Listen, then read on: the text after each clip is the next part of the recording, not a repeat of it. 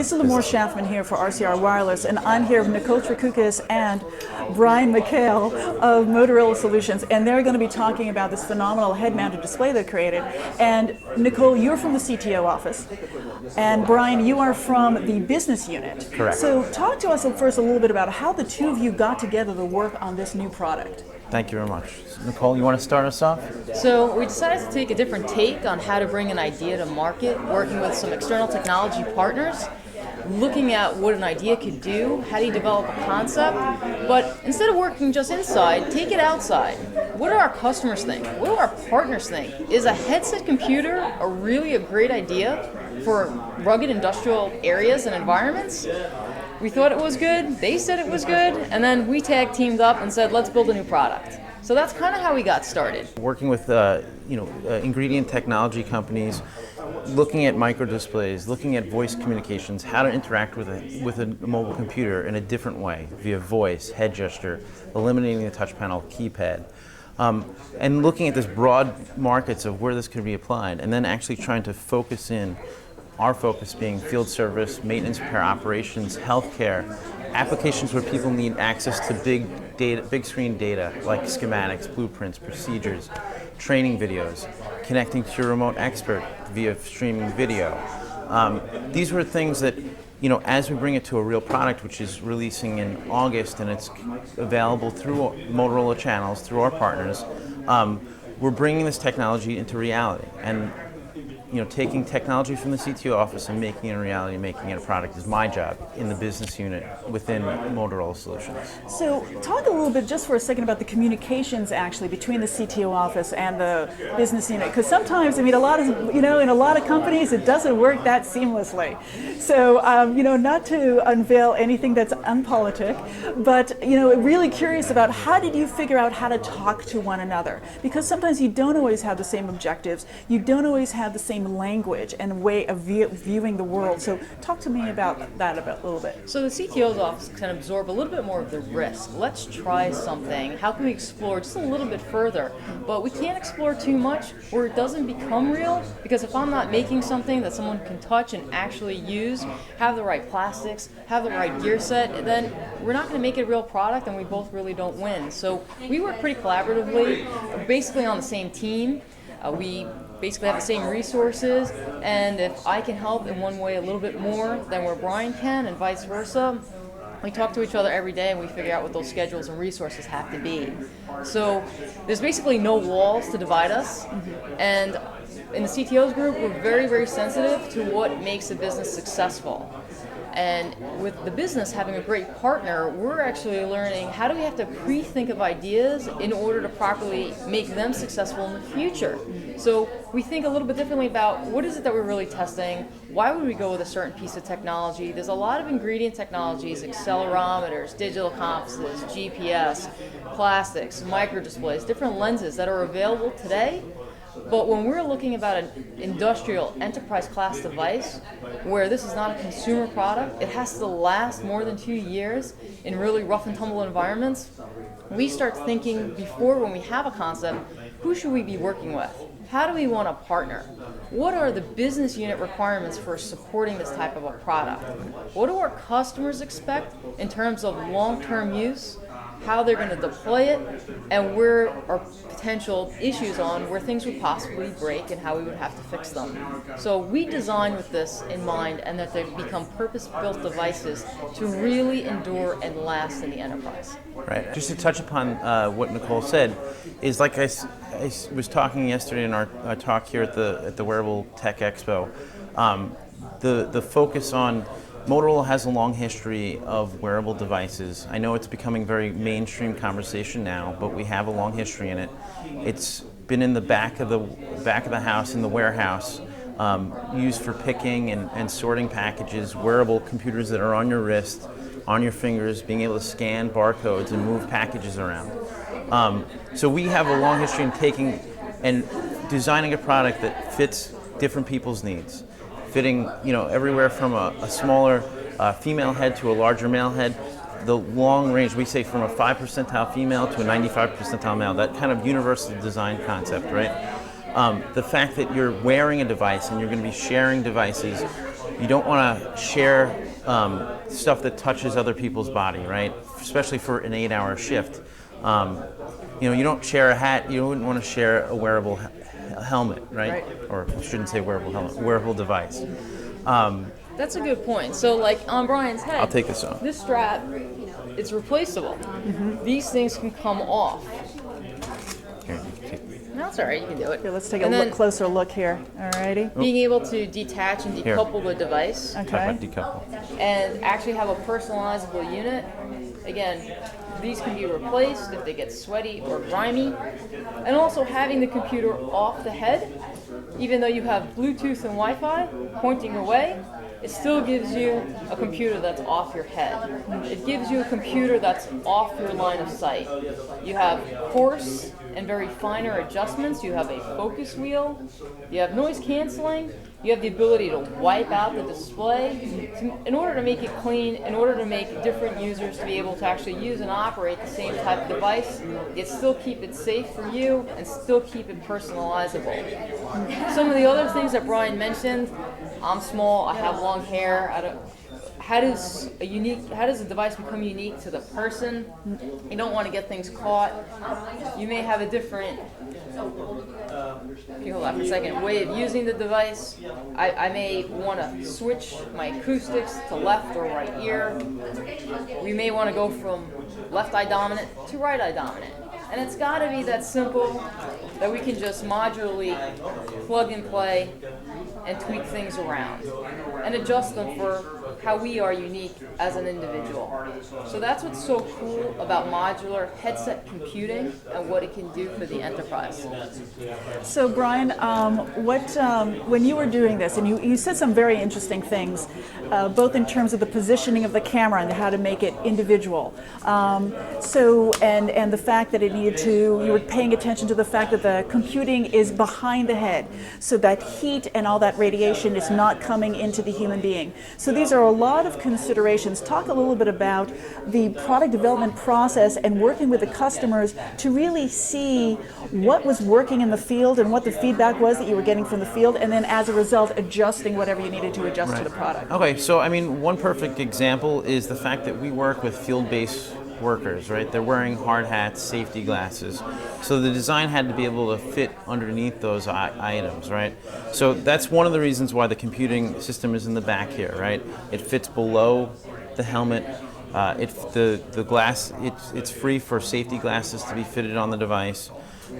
So that's some of the customer, interaction, the feedback, the looking at what people are doing, what they need to make this tool a reality in the field.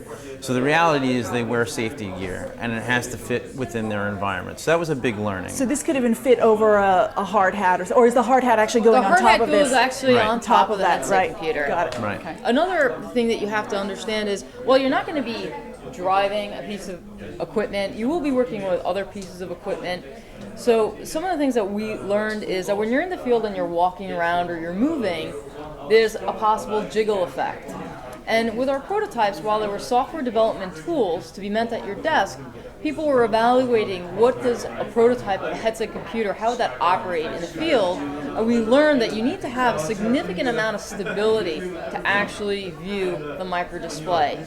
Not only to just see bits and bytes of information, but we're reading PDFs, we're reading very complicated bits of information, so maps, schematics, very articulate videos and diagrams and data. So you needed to have the comfort of something to really glance at, similar to the dashboard of a car, or glancing at your watch and something that would be fixed into place. So that was some of the learning with the contouring of the device as well. So you can see here with the device, with the boom design here, Here, there's let a me lot focus down on that. Okay, got it. it has an infinite adjustment. So it's a hinge here that you can fine tune it, because like I said earlier, different users, and it's so critical that you adjust the display in the right location so that you give the ability to do information snacking, right? Grabbing information as you need it. So really positioning the boom and the display is very critical. for operation and being able to access the data. So And even actually, also, can I ask a question about that? Sure. So how did you find out that it was actually glancing down that was the thing that was natural to us? so I can answer this quick. So think about, how you access data today. You're looking down at a laptop. You're typing in a laptop, right? It's a very natural motion. You look down at your cell phone or a tablet to grab information. It's really to grab information quickly, or look at, Nicole always says, looking it down at a dashboard of a car. You're looking down quickly for the information, but then you're going back to what you're doing, right? It's not obscuring your view, and it's a very natural motion. Okay, so and that's not because of how tech is today.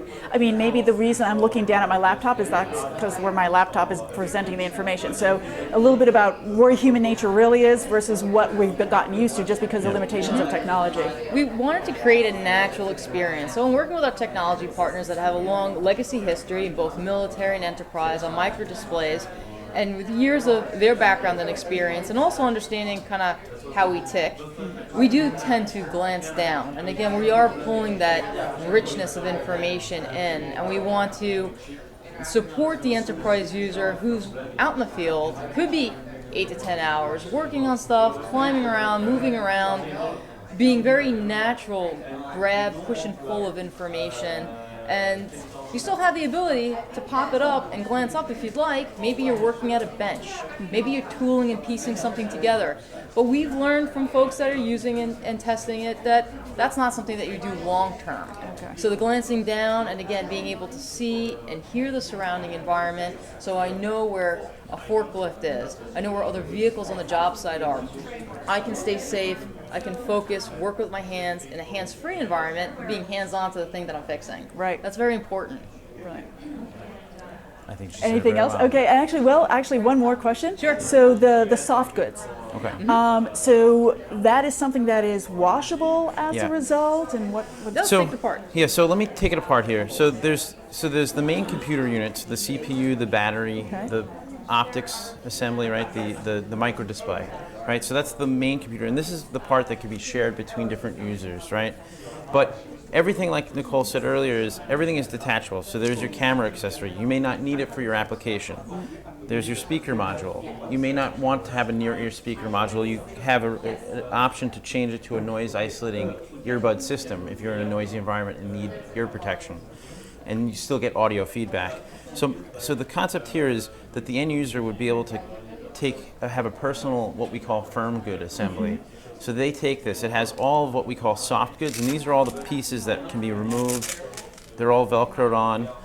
They're all washable, replaceable. So even if it's a personal firm good assembly that connects to your headset computer, you can still maintain good hygiene by washing and replacing these over time.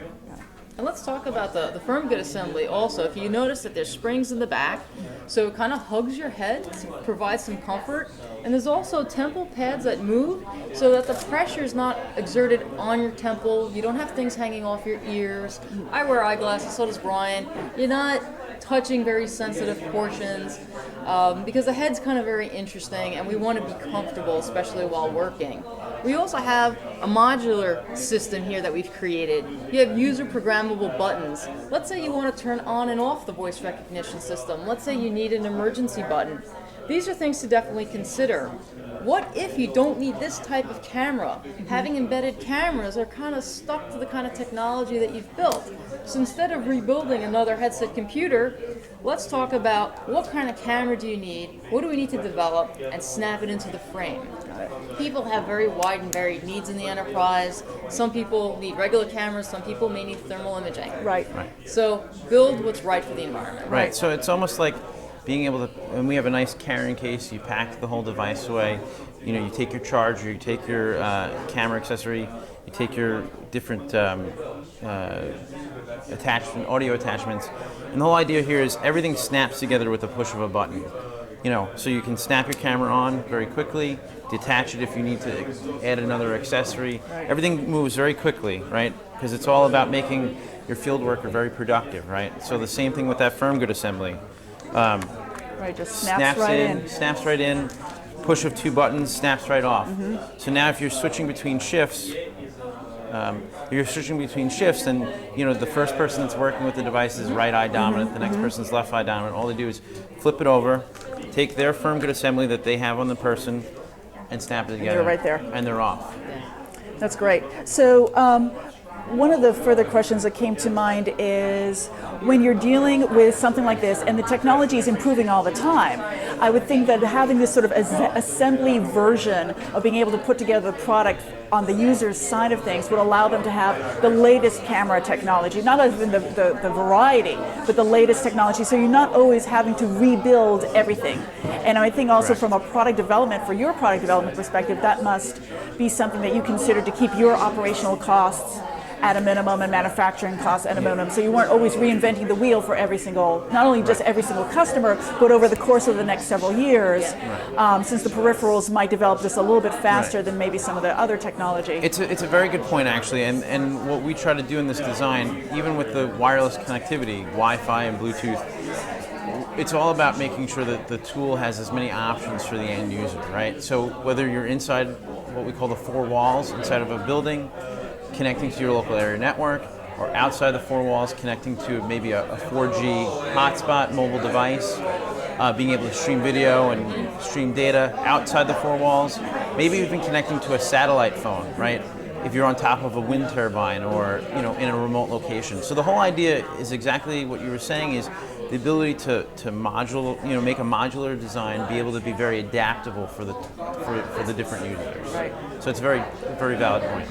And so when you're talking for the people that are getting into this business, let's say, whatever the product is that they want to develop, what are the two top things that you would tell them that they need to keep in mind in order to create a product that is actually going to have pickup in the marketplace? What were some two learnings that you would say you want to convey to our listening audience or our viewing audience? I'll pass that one to you, Nicole. We kept an open mind when looking at the technology, and we really took our time in working with the right mix of technology partners. That's been terrific help. I think that putting together an actual system, not just a piece of hardware, but working with partners for the ingredient technology, coupling that with software partners to write the right apps, to create a deployable system that will work inside and outside the four walls for very, very large variety of different types of companies. That was one key. So external technology partners and the right mix of that. Yeah, and I would add to that, as maybe our second point, is listening to your customer, Absolutely. understanding their needs, right? But then also looking at technology and not getting caught up with very visionary long-term goals with technology, taking the technology we have today and applying it to real use cases in the field, instead of going the other way, saying, hey, here's this huge vision of what I can do in 10 years, but actually taking the technology we have today, maybe it doesn't do everything, maybe it's maybe it's an evolution, but starting from what we have today and the use cases we have today, and make a productivity useful tool for our customers. Our customers asked us to solve this question. Give us the largest display device in the smallest footprint possible. Physically, in a tablet type of environment, smartphone, handheld laptop, that's not possible, which is why we morphed to this technology, which really changes the paradigm on how you access data, video, and voice. And it was kind of that learning that also helped us solve their other problem. We need to see millions of pages and access millions of documents, PDFs, schematics, and drawings that are easily accessible today with today's technology on our server. Show us another way of doing that. And then when we looked at the hands-free mobility concept, that's when everyone's eyes lit up, and really you started to see how you could deploy it. They're bringing use cases to us. We're becoming trusted advisors based on our prior wearable wrist technology, our headset computing technology. We're actually mixing and matching between our other devices to create an ecosystem of interplay with devices and how you would deploy out in different types of environments. So it's very exciting for us today. Yeah, fantastic. Brian, Nicole, thank you so much. Thank you so Absolutely much. fascinating. Appreciate it. Thank you.